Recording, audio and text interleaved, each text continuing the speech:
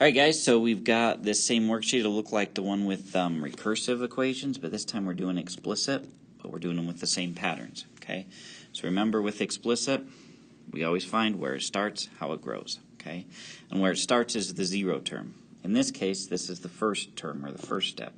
So I have 6 matchsticks here. Then in the next step, step 2, there's 6, 7, 8, 9, 10, 11. Then we have 1, 2, 3, 4, 5, 6, 7, 8, 9, 10, 11, 12, 13, 14, 15, 16. So we should be able to see that our common difference, or growth, is we're adding 5 each time. Okay. Then, what's our zero term, or where did we start? Well, if we go backwards, we would have had to start with 1, because 1 plus 5 would equal 6. So that's our zero term, our first, our second, and our third. So we start at 1. So for the equation, a sub n equals, not a sub n minus 1, because that's recursive. We're doing explicit, so I go 1, then we're adding 5 to it. How many times? N amount of times. So a sub n equals 1 plus 5n. And there is my explicit. Okay. Now, you guys should have worked on this worksheet ahead of time, and this is just looking at and looking over, checking your answers, see how you did. Okay, now part 2, we're dealing with chairs, right? So I have 3 chairs here, then 4 chairs, then 5 chairs. So easy to see our growth, our common difference is 1 plus 1, right? And if we go back for our start, we'd start with 2 chairs. So I go a sub n equals my start of 2, and we're adding 1 each time. And we'd multiply that by n. Okay? Alright, let's take a look at number 3. Same idea. We've got 4 here on our first step. Then 8, 12, 13, 14, 15, 16 here.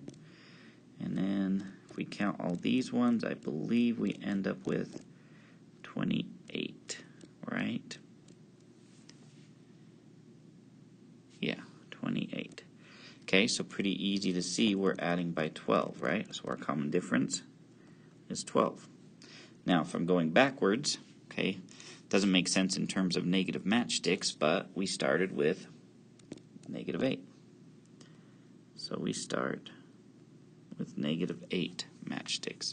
So my explicit formula, a sub n, my input or output, equals my start, negative 8, plus 12 times n, which is my input, because I'm connecting my output to my input.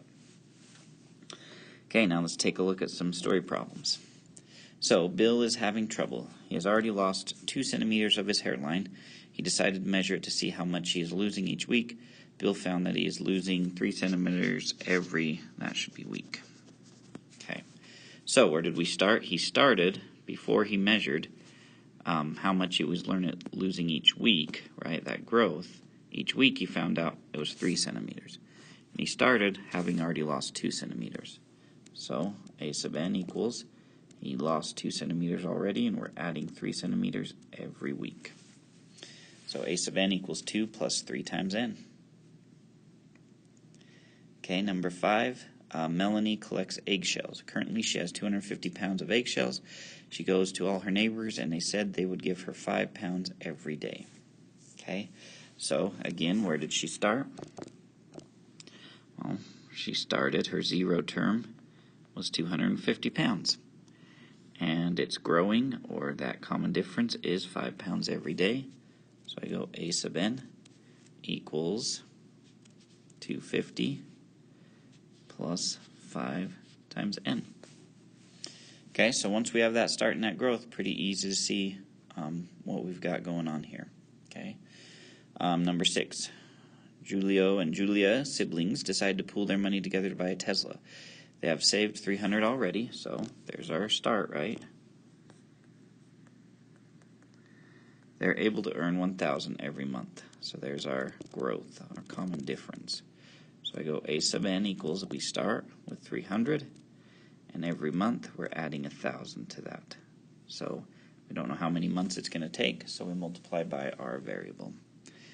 And we get those. Okay, so not too shabby, right? There's our first 6. Now the rest are just taking, oh, and that should say explicit. Apparently another typo on there, which that would be the same here. Would want an explicit formula.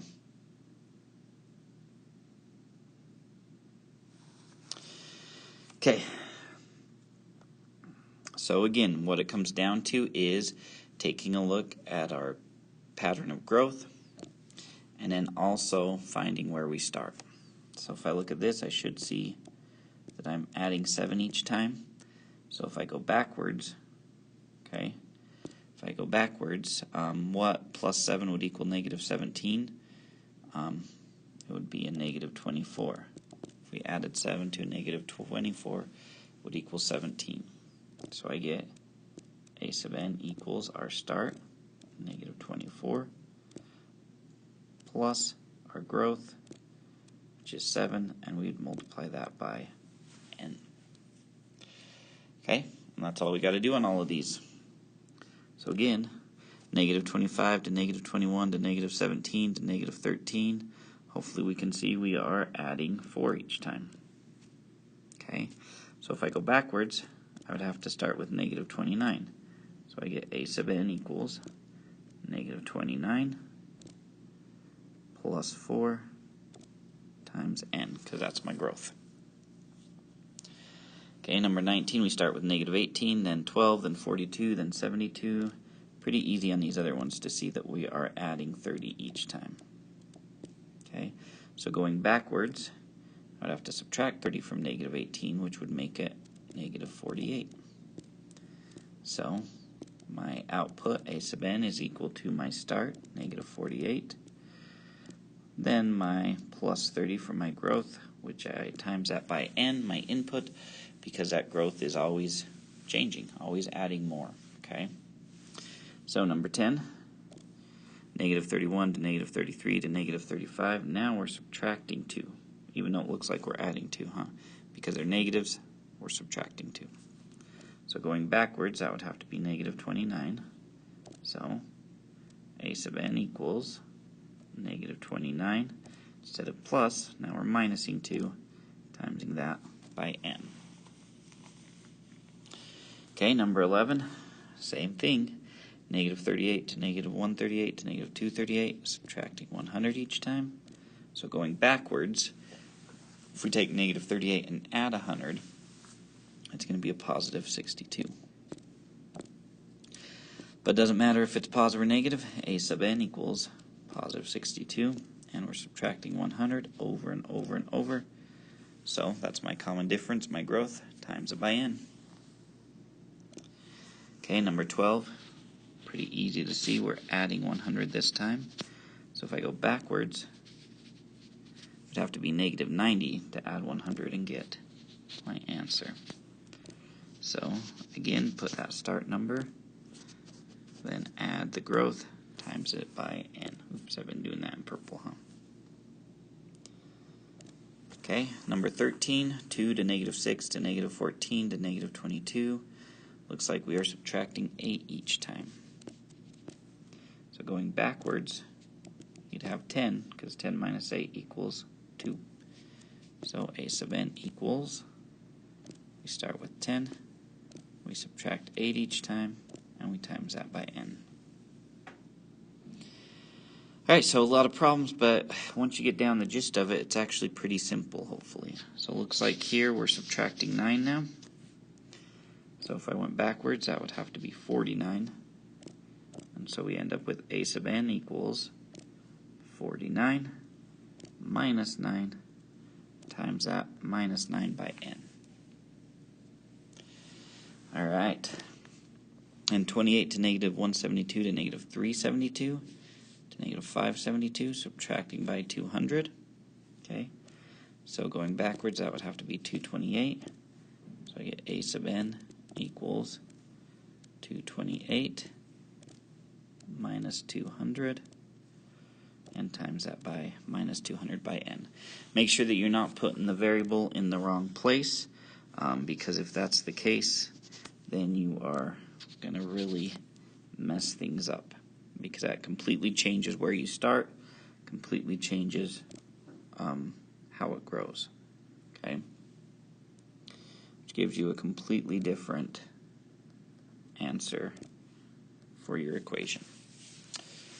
Alright, so there's those ones. Okay, now these last ones again, explicit, and then give the three terms. Okay, so as we can see, we're growing by adding 200 here. So that would be 835, 1035, and 1235.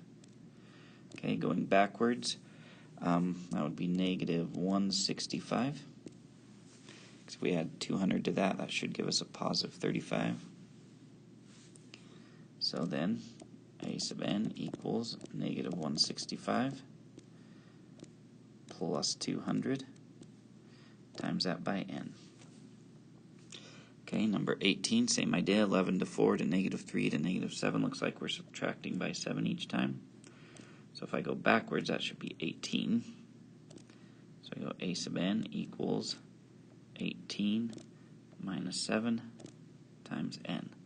If I keep going, negative 17, right? Negative 24, negative 31.